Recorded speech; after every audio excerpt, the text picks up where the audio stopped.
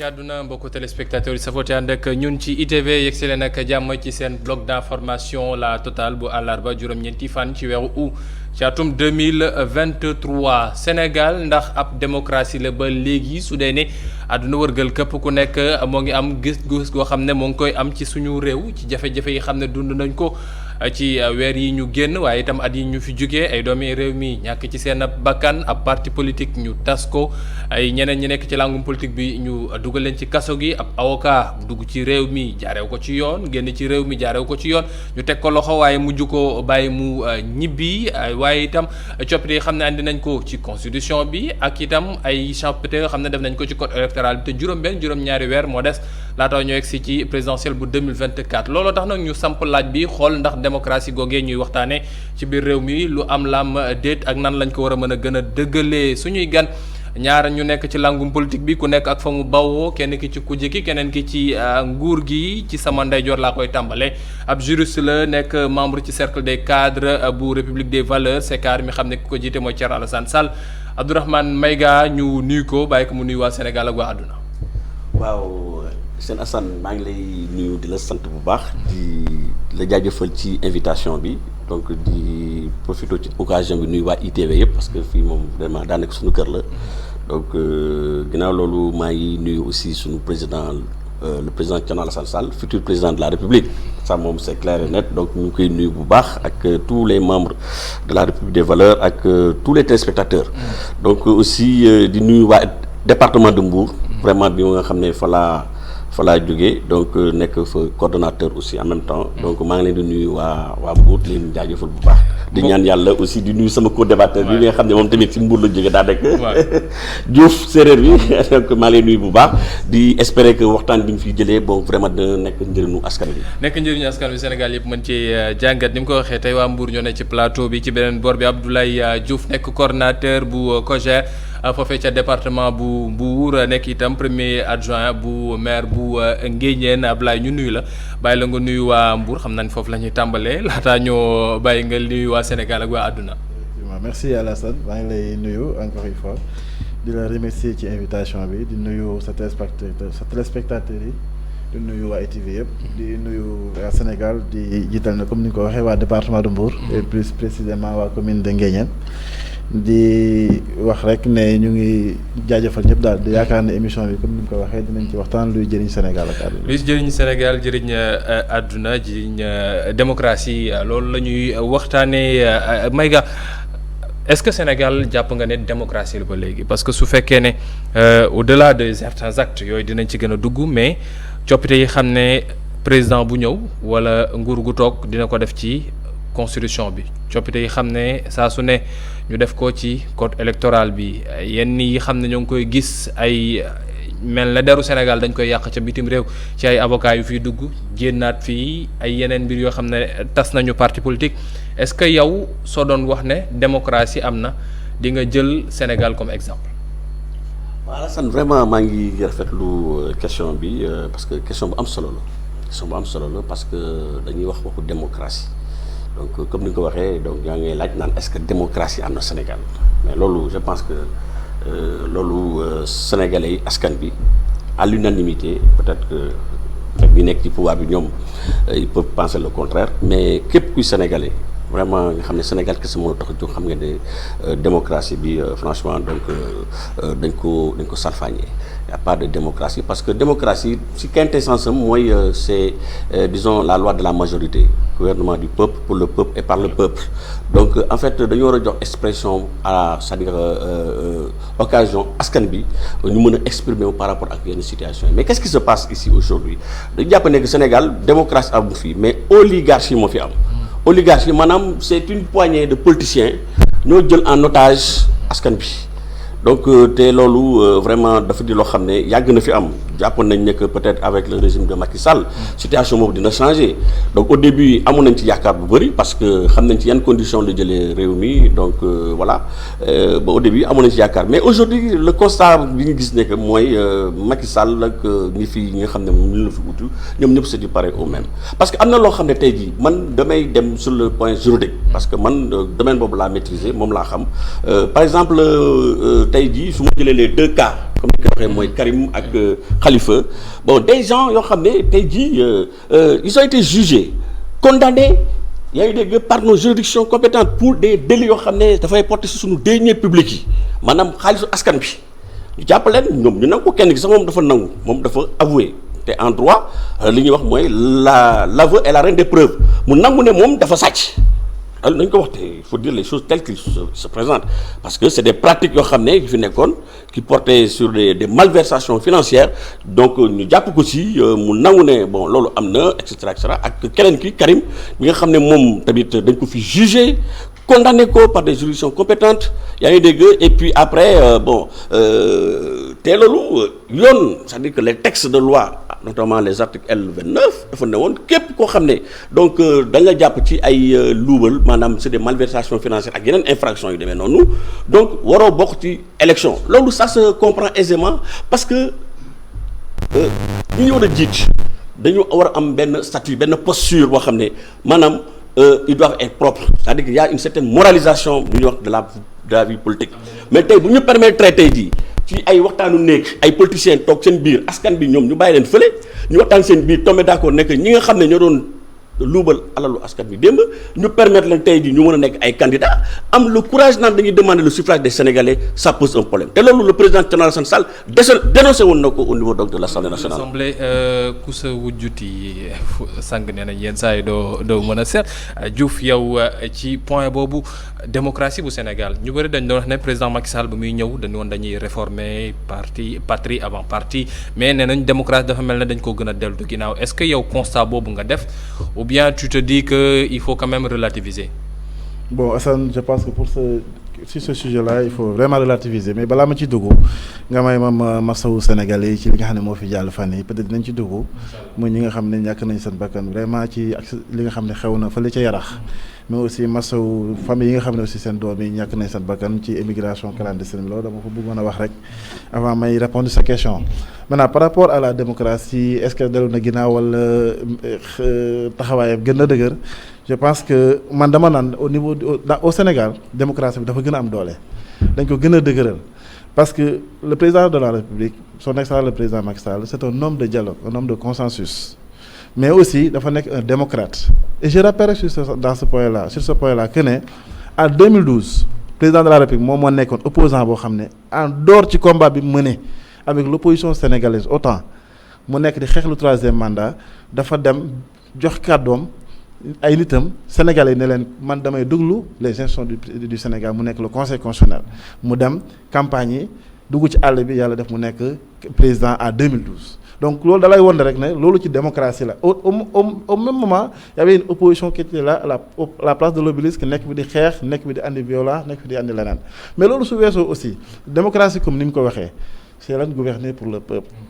mais le président de la République son excellence Macky Sall moo nekk ki nga xam ne depuis mu nekk fi en 2012 def na li nga xam ne moom mooy ay concertation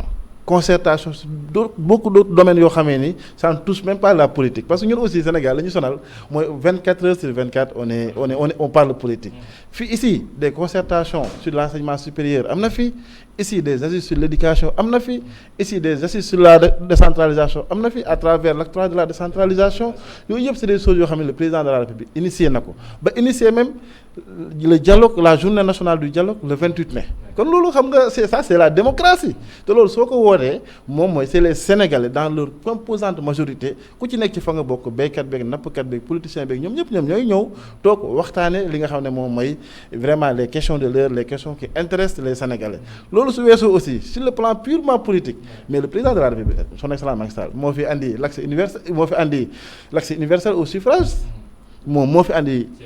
ci élection locale tey ku mu neex nga nekk candidat élection locale c'est population bi locale bi tànn ñu xam ne diw moo nekk le candidat ñu dem voter boo gagné nga gagné mais en dehors de là fi ñu toll nii nga xam ne ñu ngi waaj dem élection présidentielle président moo fi andi parrainage rationaliser li nga xam ne mooy parrainage bi mais aussi le parrainage optionnel tey ku mu neex mën nga am nombre de député bi boo ko amee mën nga nekk candidat boo amee nombre de parrain mën nga parrain je parle de façon large citoyen mën nga nekk candidat mais aussi boo amee le nombre de maires de présidents conseils départementaux mën nga nekk candidat kon dama yaakaar ne démocratie day évoluer te loolu yëpp amuloon en 1960 su Senghor amuloon su Abdou Diouf amuloon su Abdoulaye Wade mais am na léegi président Macky Sall cela veut dire que chaque président boo ñëwee au Sénégal def nga ay jéego yoo xam ne moom mooy consolider la démocratie comme ni nga xam ne aussi on pense à 2024 ki fi ñëwaat tamit bu ñëwee incha allah da koy consolider. c'est ça démocratie andi ci poñam bu yees Abdourahmane Maïga nekk juriste bokk ci cercle des cadres bu République des valeurs ak Abdoulaye Diouf nekk coordonnateur COJER département bu Mbour nekk itam premier adjoint bu maire Nguéniène ñoom ñaar ñoo neew suñu gan seen bloc d'information la totale léegi-léegi xibaar yi ci kàllaamay ko ci ab Cheikh Sall ñu dellu soit incha allah ci ñaareelu pàcc bi. sant ko baax gërëm ko ba Cheikh Sall ci xibaar yi xam ne moom la ñu andiloon ci kàllaamay Kocc mbokk yi ñu yegsi ci mujjanteelu pàcc seen bloc d'information la totale suñuy gan Abdourahmane Maïga nekk membre ci parti bu Thierno Alassane Sall des République des valeurs bokk itam ci cercle des cadres yu République des valeurs ci beneen boor bi Abdoulaye Diouf nekk coordonnateur bu COJER département bu Mbour nekk itam adjoint au maire bu Nguéniène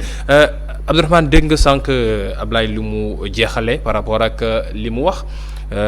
On peut dire aussi que ce sont des faits par rapport ak dialogue yi xam ne président am na ko fi président sax def na fi référendum pour xool ndax mandat am dañ ko war a yokk wala dañ ko war a wàññi président itam nekk na koo xam ne peut-être moom moo fi jël mbirum troisième mandat ñu bëri doon coow mu ni déet defuma ko nañu dem présidentielle 2024 mais sans man est-ce que loolu mënul nekk ay mbir yoo xam ne mën nañ ko teg ci ndoddam ne c'est à son actif et c'est des gages yi xam ne mën na wax ne Sénégal mënuñu wax ne oligarchie la mais une démocratie parce que le président s'en va en laissant derrière lui quand même un pays sur la bonne voie. Et sur la bonne voie. Bon, vraiment, je sais bien mon ami Diouf. Bon, c'est vrai qu'il est dans son rôle. Il défend le régime parce que si le régime est là, nous savons où ils mettent parce que nous ils sont au pouvoir. Donc, tu vois, bien dans le costume et tout. Bon, voilà. Mais la réalité sénégalaise, parce que l'influence, bon, c'est purement politique. Ay élections comme par exemple direct par exemple le suffrage universel direct pour les maires ak lan encore tout le monde politique c'était pas des demandes sociales mais demande sociale il faut demander ça dañ doon wax ne non gars yi dañuy def ci teg dil li ñu votel diw ñeen keneen nekk ci kaw xam nga tey barki démb dama demoon ci benn gox bu ñuy tuddee xandam connaissez xam nga xandam xamoo ko parce que ñun dañuy en tant que bon dama benn casquette aussi parce que man maay responsable des structures directeur des structures fu ne lay dem week-end bële passé demoon naa benn dëkk bu ñuy wax Medina Bandia est-ce que vous connaissez kooku ci département de Mbour la xam nga mais Nguéniène xam nga Nguéniène moom war na ko xam Nguéniène zone yëpp amul fu ñu dul dugg demal xandam par exemple bërki dem loolu dimanche bi passé kese la nga ñëw di ko wax ay suffrage universel direct wala di ko wax ay waxu ay élection yu demee noonu mais kooku c'est pas ça sa préoccupation loolu mënu nekk demande sociale ñooñu tey ñoom li leen itteel fu ma dem partout lan la ñuy wax problème mu yoon pour nga accès zone yooyu c'est la croix et la bannière damay jox benn exemple ndaw keroog dañoo def benn réunion au niveau donc réunion départementale au niveau de Mbour c'était à 11 novembre bi ñu paree réunion mu guddi donc comme c'était une réunion départementale il y avait des comment ça s'appelle des responsables qui étaient venus de partout parce que département bi yëpp donc il y avait des gens qui étaient de Nguéniène yaa ngi dégg ay responsables maa ngi di nuyu au passage waa Nguéniène ay jàmbaar lañu vraiment il faut le dire hein voilà donc ak waa Joal bon comme il faisait nii man xaaral ma déposer leen mais gis nga bu ñu demee ba ci yoon bi dëkk bi ñuy wax Mbodiène waa Nguéniène dañu ma ne monsieur Maïga dañu ne ko ñaan bàyyi ñu wàcc fii quoi léegi ma ne non dama leen di yóbbu mu leen parce qu'il était 22 heures passées dans une obscurité totale ñu ne ma non fii nga bëgg a yóbbu mu oto bi mënu fa dem mais lan ñu ne non parce que nawet bi oto mënu fa dem mais lan ngeen nar a def léegi ñu ne dañuy dox te diggante bi foofu ak fi may wax je parle sous son contrôle c'est plus de 7 kilomètres dañoo dox de Mbodiène jusqu'à Nguéniène parce que amul yoon te ce qui se passe à Nguéniène moo am au niveau de Medina Bandia moo am feneen ak feneen zone su ma nee di lim damay juum. gis nga population yooyu ñoom lan aujourd'hui lan mooy seen demande sociale mooy ñu am ay yoon pour ñu mën a accéder parce que c'est des zones inaccessibles xam na ñu soxla mooy ñu am ay hôpitaux da ngay gis ñoo xam ne dañuy feebar di taper des kilomètres ci ay charrettes dans des conditions extrêmement difficiles xam na la ñu soxla ñoom électricité xam na la ñu soxla lan la ñu soxla mooy ndox c'est-à-dire les besoins primaires li nga xam ne mooy mën a permettre doomu aadama ngay dund. xam nga koo xam ne yow amoo looy dund yow tu es dans une condition de précarité. On dirait que on est à l'époque de Néandertal xam nga Néandertal. c'est-à-dire ces gens-là vivent dans ces positions aujourd'hui à l'orée du 21e siècle on est au 21e siècle ñu nekk ci conditions yooyu nga leen di wax ay dialogue politique wala yu demee noonu non c'est pas ça. Sénégalais yi il faut aller dem leen ngeen dugg dans le Sénégal des profondeurs Macky Sall xam na. demoon na xam na lan la si population yi lan la ñuy dund. que vraiment ñu mën a trouver saafara seen solution te loolu ñun jàpp nañu au niveau de la République des valeurs parce que Thierno Alassane Sall tout le temps il est là pour askan bi. programme bi dinañ ci ñëw. dinañ ci laal Ablaye dégg nga li mu wax. moom il est revenu plus sur l'aspect infrastructure yéen da ngeen di wax ne Macky mooy borom inauguré ñenn ñi ci la inauguré ngeen def tabaxoo leen Macky Ablaye Wade tabax mais plus sérieusement par rapport ak aspect yooyu est-ce que nekkul itam yi xam ne président dafa taxaw ci langum politique bi di ci def ay jéego fàtte yeneen yi xam ne peut-être mënuñu ko wooyee démocratie mais itam ci jeu démocratique bi la bokk ndax yooyee suñu leen doxalee mooy doxal réew mooy doxal ku nekk mën a def li xam ne moom moo la war en tant que citoyen. Voilà, bon, c'est juste vraiment, Hassan, noter la contradiction de l'opposition. Parce que nous, l'opposition sénégalaise dit la plupart qui 3 ans et la démocratie. Et je salue au passage sa façon de voir les choses, le fait que mon leader est au contact des populations, parce que c'est très important. Mais moi je suis dans le département de Mbour, le département de Mbour, beaucoup de départements, le président a beaucoup fait sur le plan infrastructurel. Ça, je le dis et je le constate. Nous avons la route qui mène Joal jusqu'à Differ. En 2 ans de pouvoir, le président de la République l'a fait. 60 ans de lutte. Tous les pouvoirs ont passé par là. Abdou Diouf, Senghor, ainsi de suite. Abdoulaye Wade. 2 ans, le président de la République a fait. Parce que c'est important de dire l'aspect économique. D'abord, le Joal, qui fait partie de le 3e port, qui a construit le Sénégal. Nga jógee foofu nga dem Jifeer xam ne Jifeer li muy produire ci jën kenn xamul ni mu toll yoon boobu kon xam nga am na impact nga xool yow c'est la route aussi qui englobe toute la zone toutes les îles du Saloum donc ñooñu bu ñu doon ñëw dañu doon obligé ñëw ba fii ñëw ba Jifeer jël oto wala ñu jël seen gaal ñëw à Joal mais tey xam nga tali boobu rek la nekk mais boo jógee ci loolu la route qui mène Popenguine à Signe à Diass loolu c'est une demande sociale parce que Ndayane Popenguine boo demee boo xoolee zone yooyu noonu xam nga ne c'est des zones yoo xam ne nii vraiment c'était enclavé. Le président de la République moom moo ko defaat nga ñëw aussi Nguéniène bi muy wax toujours la route qui mène tey Thiadiaye à Joal Thiadiaye à Nguéniène loolu le président de la République moo ko defaat mais au-delà de ça. mais lépp matewul ndax Mbodiène boobu muy wax moom matewul. non man xam ma sa fi wax parce que Nguéniène Joal Mbodiène c'est yoon bi baax na. Nguéniène Joal. yoon bi baax na donc bon xam naa peut-être c'est dans les villages. et c'est tout à fait normal am na yoon yoo xam ne peut-être c'est un peu impraticable avec l'hivernage. mais le président Macky Sall je dirais que ne li mu def ci tali ku ne gis na ko au-delà de ay Joal ay Mbour ak yooyu mais demal nga xool diggante Linguère ak Matam Linguère Ndioum nga xool Saint-Louis Richard Toll mais aussi boo paree nga dem Kolda Sédhiou boo jegee Kolda Sédhiou nga dem Ziguinchor Kolda Ziguinchor Bounkiling c'est des yoon yoo xam ne le président daal moo ko mais au-delà de ça le pont de Marsassoum qui est une fierté de tout un Sénégalais yi nga xam ne gis nañ pont boobu depuis 60 ans pratiquement c'était impraticable mais au-delà de ça sur le plan infrastructure toujours nga xool tey la traversée la tracée sénégambienne mais pont sénégalien boobu combien de temps les gens en ont souffert mais loolu président de la République moom ko andi donc sur le plan infrastructure je pense ñoom opposition bi sax nangu nañ ne le président de la République son excellence Macky Sall vraiment def na ci loo xam ne yaakaar naa jéego yu am solo la peut-être ñuy wax rek di am yaakaar ne ki fii ñëw peut-être dina mën a gën a relever la barre mais quand même le président de la République a relevé la barre très haute sur le plan infrastructure tali sanitaire ak yooyu. am na ko ma envoyé message léegi ne ma président lenn rek la ñuy xaar ci moom mooy tali bi jóg pont bi war a jógee relier Sénégal ak Mauritanie. parce que diggee la boo xam ne góor la boo xam ne nee nañu matalugu ko. ba léegi te xam nga ne loolu les travaux sont lancés parce que ñu man mii bokk naa ci ñi nga xam ne chaque année Korité Nimzaat la ñuy Korité ñi may déglu xam nañ ni may wax donc yoon boobu ñun on a souffert da nga fay yegg mën nga fa yegg tey Rosso Mauritanie di nga fa def ñaari fan laataa nga dem nga jéggi ci mais ci mbirum démocratie Ablaye nan la ñu mën a concevoir ci réew bu toll ne Sénégal ab avocat dugg fii de manière clandestine ñu teg ko loxo ginnaaw ba mu demee ba mun nañu xawoon rëcc réew mi dem ba Mauritanie mais y a une coopération boo xam ne moom moo tax ñu jàpp ko jël ko bàyyiwaat ko noonu expulsé 10 ans sous contrôle judiciaire ci jamono jooju am ñeneen ñoo xam ne ñoom dañ leen di woowe ay complices am ñoo xam ne ñoo ngi ca kaso ba léegi est-ce que loolu nekk na loo xam ne dina rafet ci démocratie Sénégal ndax fi mu toll nii ñu bëri ñoo ngi wax ne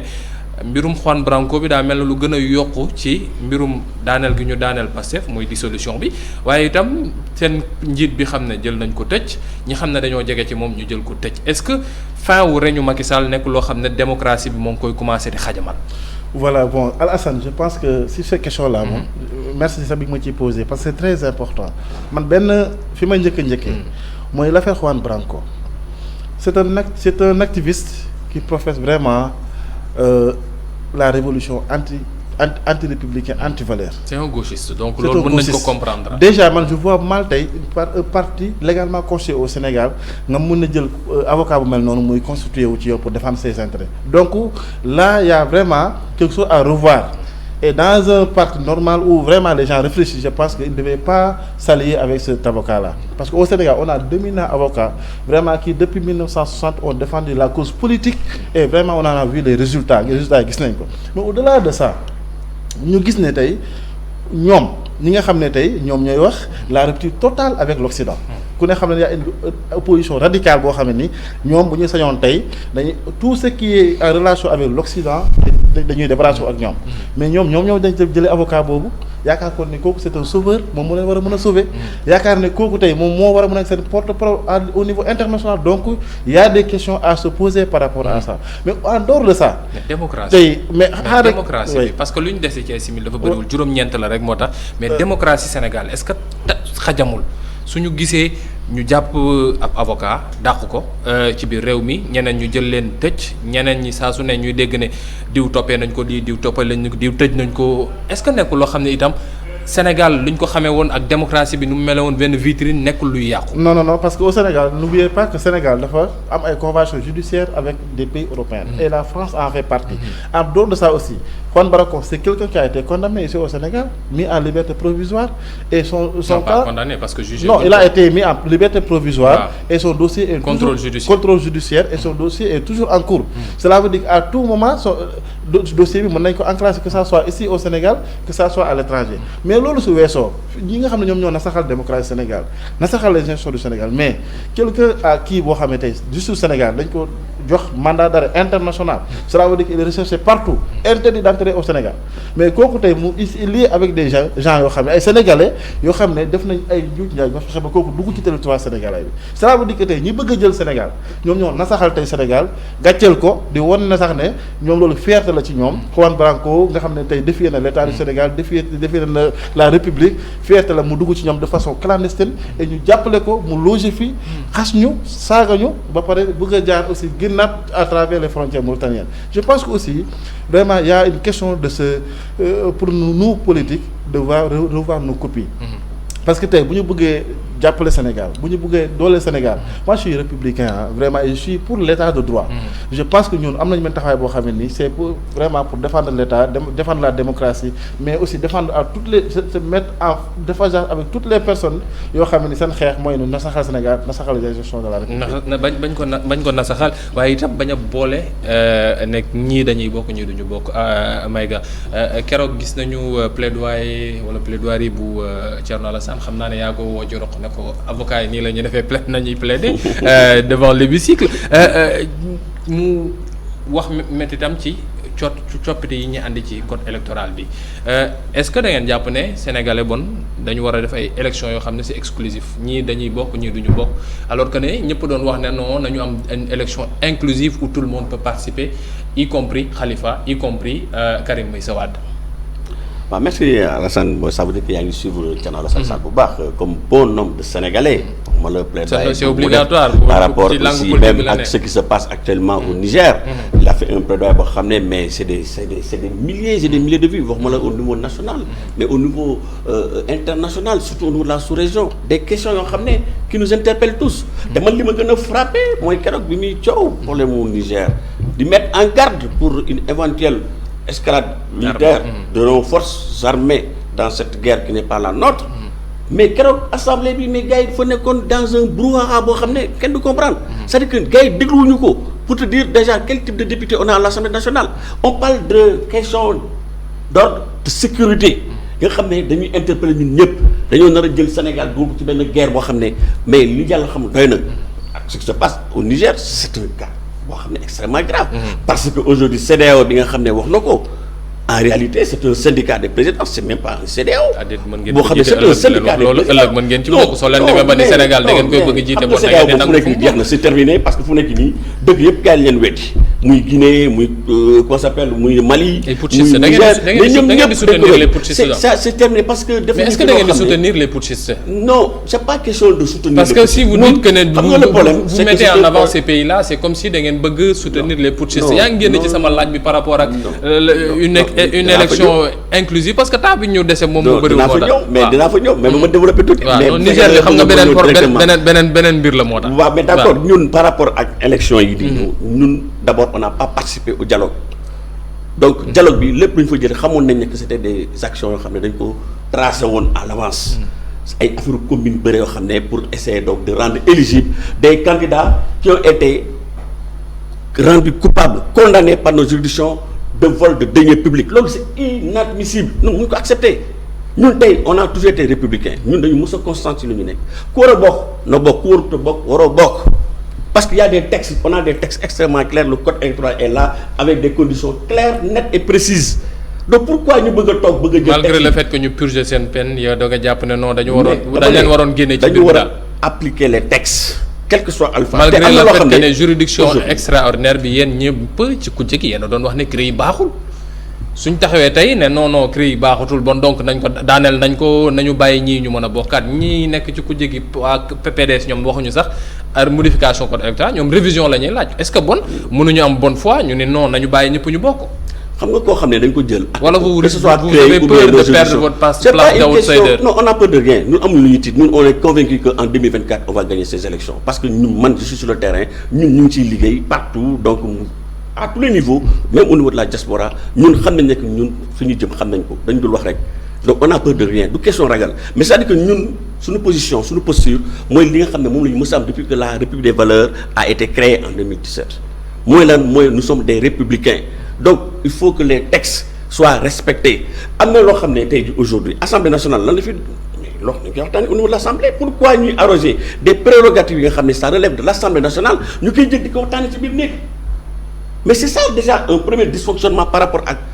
institutions yi parce que institution bu benn Assemblée nationale boo xam ne avec des députés qui ont été élus par le peuple qui représentent le peuple ñoo leen jël donc yenn sujets yi nga xam ne ça interpelle tous les Sénégalais ñu jël ko non duñ ko tànn ci biir Assemblée bi di ko yóbbu dans des xaw ma au niveau du palais ou je ne sais pas qui avec des gens qui se disent société civile et cetera ñu ñëw jël ay décisions bëgg jaarale Assemblée nationale pour jox leen un caractère légal loolu c'est pas normal. nous ne sommes pas d'accord nous ne sommes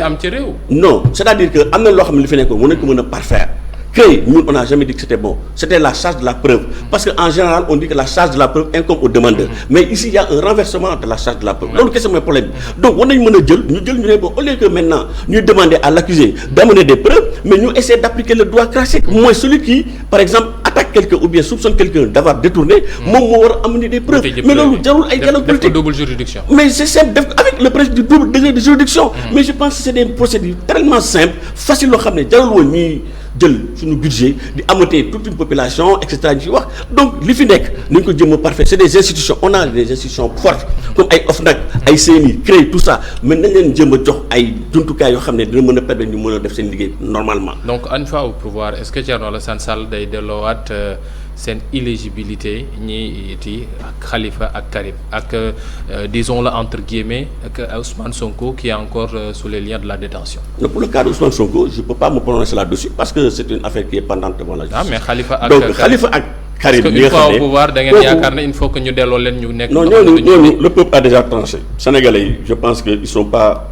amnésiques. Sénégalais yi xam nañ bu baax. il ne faut pas les voir comme ça mais Sénégal gars yi dañoo yeewu. c'est-à-dire dafa mel ne baaloo leen kay bëggoo leen ñu bokk mais est-ce que yéen soo leen toogee bon da ngeen di wax ne ñoom bon nañ leen génnewaat. on trouve inacceptable ñun wax nañ ko Thierno Alassane Sall défendre na ko devant au Parlement. mais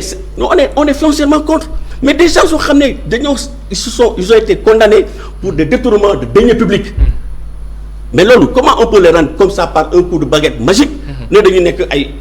c'est-à-dire des candidats. et puis sénégalais sax mais dafa mais di nga jël sa maanaam sa kër di ko dénk koo xam ne yaa ngi dégg yàlla xam doy na y a un passé boo xam ne yàlla xam doy na. yéen a ngi leen di tuubal de en 30 secondes pour terminer parce que il est 19h40 Diouf pour terminer est-ce que am ngeen entente ba léegi wala candidat multiple ngeen di mujj dem au sein de Benno Bokk Yaakaar parce que fi mu toll nii président dem na Màkka demaat Màkka bi la yoon moo ngi dem jóge na Màkka Umra dem Nigéria Abuja est-ce que da ngeen di def candidature multiple comme que mënoo leen am benn candidat. voilà Alassane si vous le permettez rek balaa may wax ci peut-être suñu cas. loolu c'est pas un souci. en 30 secondes s'il te plaît waaw damay wax monsieur Maïga rek ne ko pour le cas de Karim ak Khalifa c'est pas quelque chose qui est négocié ou bien qui est sorti du néant comme ça. C'est des gens qui ont été condamnés par la justice sénégalaise. yoo xam ne dañoo purger seen peine. que ça soit Karim que ça soit Khalifa et ils l'ont fait avec dignité et honneur. Karim Wade fils d'un ancien président de la République kenn mësu ko dégg mooy duma bokk ma foofu mais kenn gisu ko mu lamenté wu en prison. maintenant une fois que seen purger seen peine au Sénégal ñoom ils ont toujours appelé au dialogue. ils ont toujours dit que la participation de tous les candidats. une élection inclusive participative. mais le président de la République a été ouvert. ubbeeku wax leen ne ñëw leen ñu waxtaan. waxtaan nag cela veut dire que ñëpp ñoo ñëw d'accord joxe ay suggestions joxe seen xalaat ne pour le cas de telle personne ou telle personne ñi nga xam ne prisonniers seen peine ils ont été condamnés par la justice de purger seen peine on doit leur donner une seconde chance à participer aux élections. ñu jox leen grâce. le président gracieux et ça c'est le pouvoir discrétionnaire du président de la République. ñoom bu ñu nekkee président wala keneen su nekkee président pouvoir boobu duñ ko dindi. donc ils ont été graciés. maintenant am nañu instant nii au niveau au sortir du dialogue. l'Assemblée nationale a adopté les conclusions du dialogue. ils vont maintenant participer à l'élection inchallah. bu ko defee ku gay nga xam ne yaa gagné. maintenant par rapport yéen rek la nga xamul ndax di ngeen. par rapport à suñu candidat yi ñun on a un candidat c'est juste peut-être les derniers réglages. c'est Amadou Ba. mais on n'a pas un souci de candidat bon on est en démocratie chacun a la liberté d'exprimer sa position pour dire que bëgg na ne candidat. mais le président au moment venu le président de la République sortira le candidat. yéen naa bokk bi gars yi doon wax dafa mel ne yéen yaa leen bokkagul. sant ko bu baax gërëm ko Abdoulaye Diouf nekk coordinateur COJER département bu Mbour premier adjoint maire bu Nguéniène ak Abdourahmane Maïga juriste nekk membre ci cercle bu cadre République des valeurs SECAR nekk itam responsable seen ay structure waaye itam foofee ca Mbour seen département ba mbokk yi sant leen baax gërëm leen lii mooy li leen andiloon seen bloc d'information la totale jox leen dig daje ëllëg incha allah beneen bloc d'information 18h30 Abdourahmane li toog fii ci sama place ànd ak yéen jërë ngeen jëfatee bonne suite des programmes sur ITV.